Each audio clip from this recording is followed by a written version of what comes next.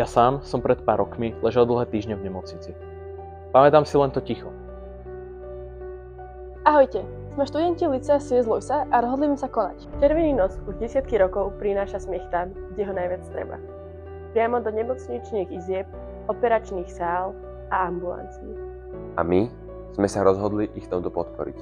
Pretože vidíme, akú obrovskú hodnotu má psychická pohoda pre liečbu.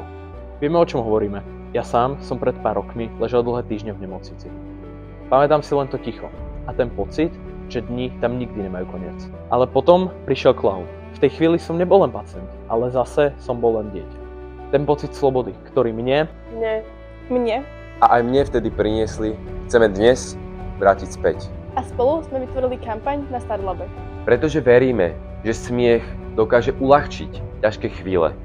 Ako napríklad, keď sú deti samé počas Veľkej noci v nemocnici. Zatiaľ, čo ich kamaráti šibú alebo zbierajú vajíčka. Preto im chceme pomôcť. Chceme ich podporiť kampaňou, lebo veríme, že aj smiech pomáha. Kliknite na link v popisku a pomôžte chorým deťom sa znovu smiať s červeným nosom. Pretože smiech naozaj pomáha.